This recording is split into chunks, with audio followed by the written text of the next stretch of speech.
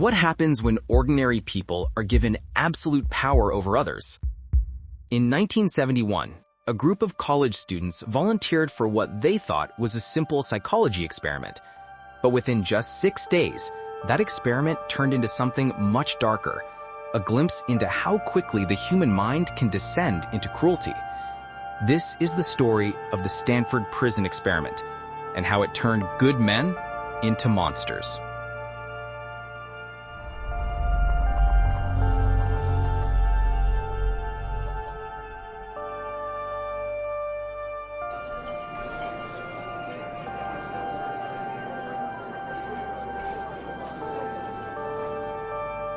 Dr. Philip Zimbardo, a young and ambitious psychologist, wanted to study what happens when people are placed in positions of power and powerlessness.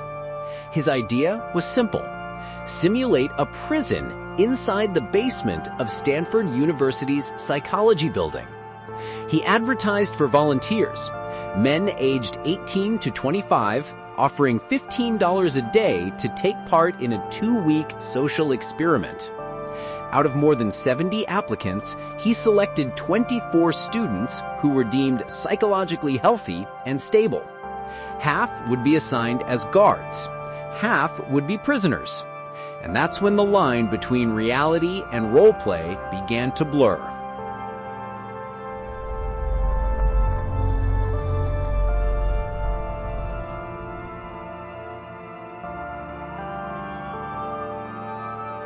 The experiment began with a shock. Without warning, the prisoners were arrested at their homes by actual police officers cooperating with Zimbardo's team. They were handcuffed, searched, fingerprinted, and blindfolded. The guards met them at the mock prison wearing khaki uniforms, mirrored sunglasses, and wooden batons, all symbols of authority. At first, it seemed harmless. The guards were awkward, unsure how to act. But within hours, they began to enforce their new roles. They made prisoners line up for counts, do push-ups, and obey every command. The power started to take hold.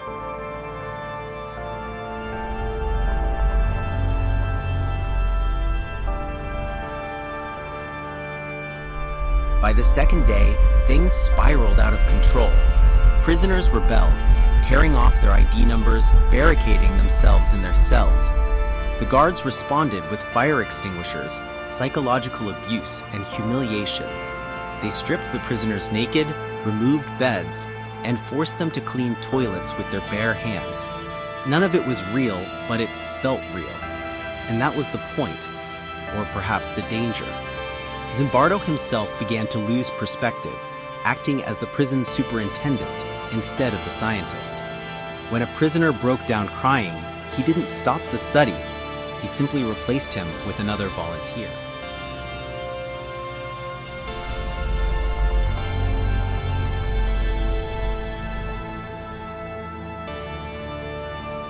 On the third night, one prisoner, identified only as 8612, began screaming uncontrollably. He begged to leave the experiment. But when he tried, Zimbardo accused him of being weak, of faking it. It wasn't until 8612 completely broke down that they finally released him. I'm not myself anymore. Others soon followed.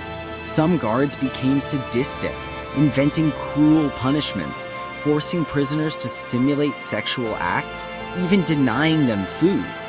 The power had transformed them.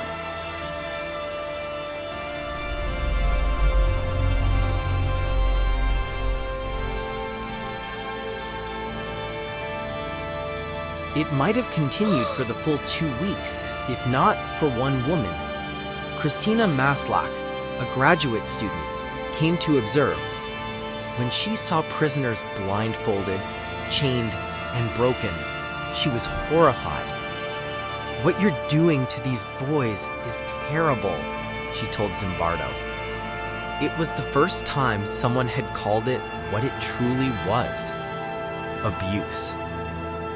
That night, Zimbardo ended the experiment. It had lasted just 6 days.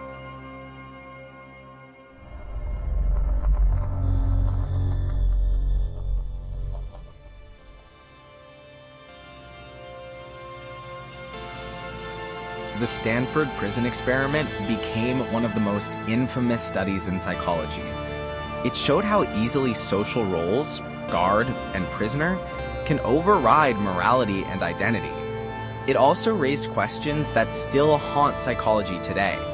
How ethical was it to let young men suffer for science? Did Zimbardo cross the line between observation and participation? In later interviews, Zimbardo admitted he became too involved. He said, "I was caught up in the role, just like everyone else."